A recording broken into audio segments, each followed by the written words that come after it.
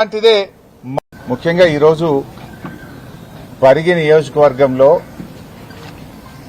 దళిత గిరిజన బలహీన వర్గాల భూములను ప్రభుత్వం పారిశ్రామిక పార్కుల పేరు మీద లాక్కునే ప్రయత్నం చేస్తా ఉంటే ఆ ప్రజల పక్షాన పోరాడడానికి బీఆర్ఎస్ పార్టీ ఆధ్వర్యంలో ఒక నిరసన కార్యక్రమానికి శ్రీకారం చుట్టడం జరిగింది.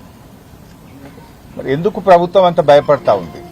మీరే చెప్పారు, మేమొస్తే ప్రజాస్వామ్యం అనే 7వ గ్యారంటీ ప్రజలకు ఇస్తున్నాం, ప్రజలకు ప్రశ్నించే హక్కు కల్పిస్తాం, ప్రజలు ఎక్కడైనా తమ నిరసన చెప్పొచ్చు, పోరాటం చేయొచ్చు అని కాంగ్రెస్ పార్టీయే పెద్ద పెద్ద మాటలు చెప్పింది కదా. ఈరోజు ప్రధాన ప్రతిపక్ష పార్టీగా ఆ దళిత గిరిజన బలహీన వర్గాల గొంతుకగా మేము పనిచేసే ప్రయత్నం చేస్తా ఉంటే ఎందుకు అడ్డుకునే ప్రయత్నం చేస్తా ఉన్నారు? ఇవాళ మా మాజీ ఎమ్మెల్యే మహేశ్వర్ రెడ్డి గారిని అరెస్ట్ చేసి పొద్దున్నే మన్నెగూడ పోలీస్ స్టేషన్ తీసుకుపోయింది, అక్కడి నుంచి ధరూర్ పోలీస్ స్టేషన్ తీసుకుపోయిండ్రు, అక్కడి నుంచి ఇప్పుడు బంటారం పోలీస్ స్టేషన్ తీసుకుపోతుండ్రు. అంటే గంటకో పోలీస్ స్టేషన్ తిప్పుతారా? ఎందుకు అంత భయభ్రాంతులు గురి చేస్తా ఉన్నారు? మేము పరిగి దగ్గర ఇవాళ కల్లాపూర్ దగ్గర ధర్నా కార్యక్రమాన్ని పెట్టుకున్నాం. మేము రాస్తారోకో పెట్టలే, ఎక్కడ ఎవరిని ఇబ్బంది పెట్టే ఆలోచన లేదు. ఆ రైతుల బాధ వినడానికి, రైతుల గోస వినడానికి కల్లాపూర్ దగ్గర మేము ఒక ధర్నా కార్యక్రమం, ఒక మీటింగ్ పెట్టుకోవడం జరిగింది. ఇవాళ ఉదయాన్నే పోలీసులు అక్కడికి వెళ్లి కల్లాపూర్లో వేసిన టెంట్నంతా కూడా చింపేయడం, టెంట్ను పడగొట్టేయడం, అక్కడ ఉండేటువంటి మహిళలను, ఆర్గనైజర్స్ అందరినీ కూడా అరెస్ట్ చేసి పోలీస్ స్టేషన్లకు తరలిస్తా ఉన్నారు. బాధితులు అక్కడికి వస్తే మీరందరూ ఇక్కడి నుంచి వెళ్లిపోండి, మిమ్మల్ని అరెస్ట్ చేస్తాం, మీ మీద కేసులు పెడతామని చెప్పి ఆ భూ బాధితులను భయభ్రాంతులకు గురి చేసే ప్రయత్నం చేస్తా ఉన్నారు. అంటే ఇదేనా ప్రజాపాలన? అంటే ప్రజలకు మాట్లాడే హక్కు లేదు, ప్రజలకు స్వేచ్ఛ లేదు, ప్రజలకు కనీసం తమ నిరసన చెప్పే హక్కు లేకుండా ఇవాళ ముందస్తు అరెస్టు చేయడం ఏంటి? మా నాయకులందరినీ పరిగిలో అరెస్ట్ చేశారు, టెంటును కూల్చేశారు, పోలీస్ స్టేషన్లు ఒక తర్వాత ఒకటి తిప్పుతా ఉన్నటువంటి పరిస్థితి ఉంది. ఇవాళ రేవంత్ రెడ్డి పరిస్థితి ఎట్లా ఉందంటే పిచ్చోడు చేతిలో రాయిలాగా అయిపోయింది తెలంగాణ రాష్ట్రం. ఇవాళ తెలంగాణ రాష్ట్రంలో ఈ రేవంత్ రెడ్డి ఎప్పుడు ఏం చేస్తాడో అర్థం కాదు. పొద్దున నిద్రలో కలలో ఏదొస్తే ఉదయాన్నే అది చేసే కార్యక్రమం కనబడతా ఉంది. హైడ్రా పేరిట పేదల గుడిసెలు కూల్చే ప్రయత్నం చేసినాడు, ఒకసారి ఇప్పుడు మూసీ పేరిట అపార్ట్మెంట్లు కూల్చే ప్రయత్నం చేస్తా ఉన్నాడు. యూనివర్సిటీ భూములు లాక్కుంటా అని చెప్పి అటు ఉర్దూ యూనివర్సిటీ మీద, ఇటు సెంట్రల్ యూనివర్సిటీ మీద, అటు అగ్రికల్చర్ యూనివర్సిటీ మీద పడి యూనివర్సిటీ భూములు లాక్కునే ప్రయత్నం చేస్తుంటాడు. నిన్న చూశాం వ్యవసాయ market committee, fruit market land కూడా ఇలా దాన్ని కూడా తన అనుయాయులకు, పారిశ్రామికవేత్తల పేరిట కట్టబెట్టే ప్రయత్నం చేస్తా ఉన్నాడు. ఇవాళ లగచర్ల చూశాం, లగచర్ల లాంటిదే మరొక భూసేకరణ ఇలా పరిగిలో చేస్తా ఉన్నారు. ఏంది మీరు ఆ పచ్చటి భూముల మీద ఎందుకు పడ్డారు? దళిత గిరిజన బలహీన వర్గాల భూములు ఎందుకు లాక్కుంటున్నారు? ఇవాళ ఇది భూసేకరణ కాదు, ఇది దళిత బలహీన వర్గాల ప్రజల మీద దండయాత్ర చేస్తున్నది రేవంత్ రెడ్డి ప్రభుత్వం. మీరేం చెప్పారు ఆ రోజు? కాంగ్రెస్ అధికారంలోకి వస్తే ఎస్సీ ఎస్టీలకు అసైన్డ్ భూములకు పట్టాలు ఇస్తాము అని చెప్పారు. పట్టాలు ఇవ్వడం మాట దేవుడెరుగు గాని ఉన్న భూములు లాక్కుంటున్నారు. పట్టాలు ఇవ్వలే, కానీ దళిత గిరిజనుల భూములే లక్ష్యంగా పెట్టుకుని టార్గెట్ గా ఎక్కడ ఎస్సీ ఎస్టీ బీసీల అసైన్డ్ భూములుంటే అక్కడ ఇండస్ట్రియల్ నోటిఫికేషన్ ఇస్తా ఉన్నారు. రేవంత్ రెడ్డి వచ్చిన ఈ 2 సంవత్సరాల్లో ఇప్పటికే 10,000 ఎకరాలు ఇండస్ట్రీల పేరిట భూములు లాక్కున్నారు. ఇంకో 40,000 ఎకరాలు లాక్కోవడానికి ప్రణాళికలు సిద్దం చేసినారు. రంగారెడ్డి, మేడ్చల్, సంగారెడ్డి, వికారాబాద్, భువనగిరి, ఈ చుట్టుపక్కల హైదరాబాద్ చుట్టూ ఎక్కడ ఎస్సీ ఎస్టీ బీసీల అసైన్డ్ భూములుంటే అక్కడ ఇండస్ట్రియల్ పార్కులని చెప్పి నోటిఫికేషన్లు ఇచ్చుడు, భయభ్రాంతులకు గురి చేసుడు, ఇవాళ ఆ భూములు లాక్కునే ప్రయత్నం చేస్తున్నారు. మీ మేనిఫెస్టోలో చెప్పిందేంది?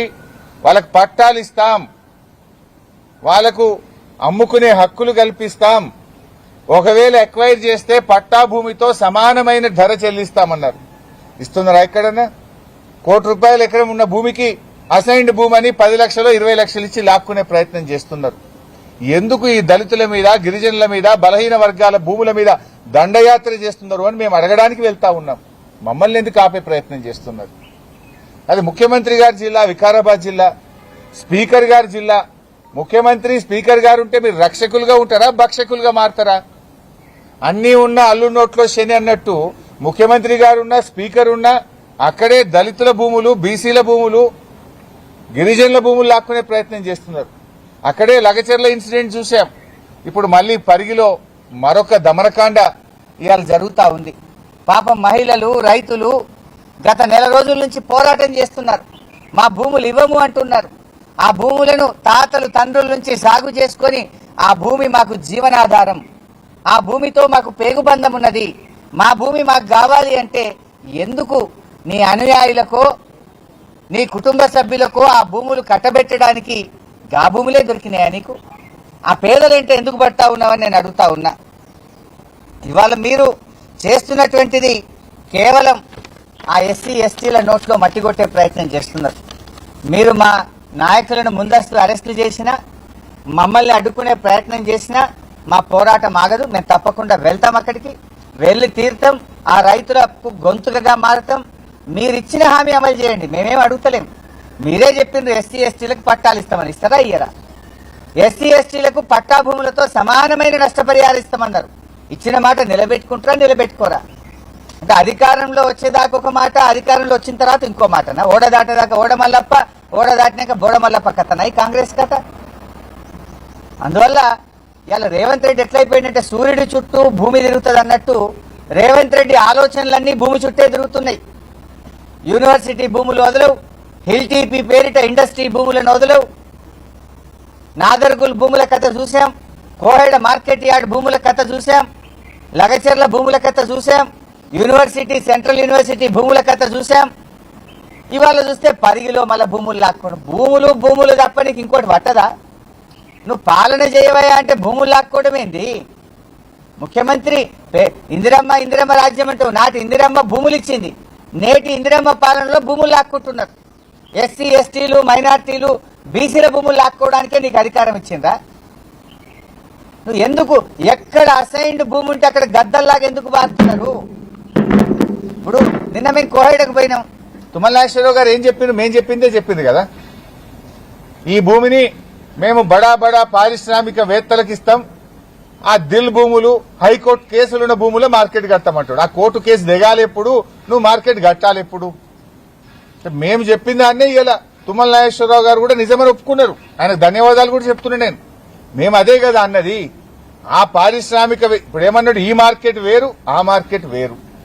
ఏదైతే మార్కెటింగ్ శాఖ 10 కోట్ల రూపాయలు వెచ్చించి కోహెడలో 200 ఎకరాల భూసేకరణ చేసి అక్కడ ఫౌండేషన్ స్టోన్ కూడా మా నిరంజన్ రెడ్డి గారు మంత్రి గారు వేశారు. ఆనాడు కేసీఆర్ గారి ఆలోచనలతో ఫౌండేషన్ వేసినాం, 350 కోట్ల నిధులు కూడా సమకూర్చి పెట్టినాం. మీరేమంటున్నారు?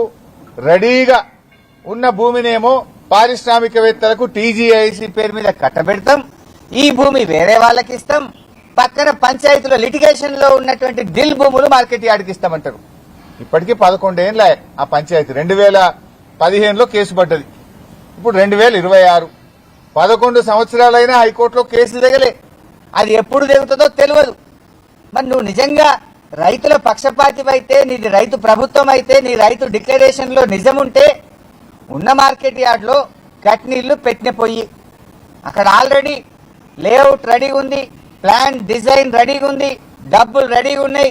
ఇక్కడనే టెండర్ పిలవండి, అంతర్జాతీయ ప్రమాణాలతో ఈ రాష్ట్రంలో లక్షలాది మంది రైతులకు ఉపయోగపడే మార్కెట్ నిర్మించండి.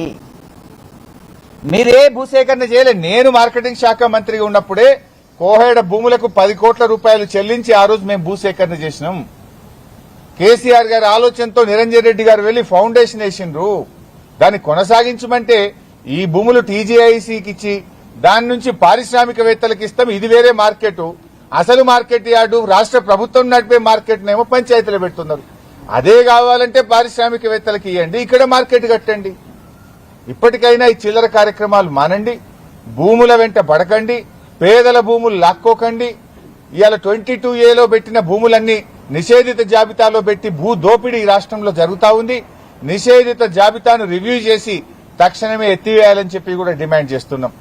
ఇవాళ ముఖ్యంగా మేము పరిగి వెళ్తున్నది ఆ ఎస్సీ ఎస్టీ బీసీల మంచి భూములు, పంట పండే భూములు, బంగారం లాంటి భూముల్లో ఇచ్చిన ఇండస్ట్రియల్ నోటిఫికేషన్ ను ఉపసంహరించుకోవాలని, ఆ భూములు తిరిగి రైతులకు ఇవ్వాలని ప్రభుత్వాన్ని డిమాండ్ చేస్తున్నాం. మీరు తిరిగి ఇచ్చేదాకా, ఆ రైతులకు న్యాయం జరిగేదాకా బీఆర్ఎస్ పార్టీ రైతుల పక్షపాతిగా రైతుల వెంట నిలబడుతుంది. వాళ్ళు అరెస్ట్ చేసినా మేము వెళ్లాలని నిర్ణయించుకున్నాం.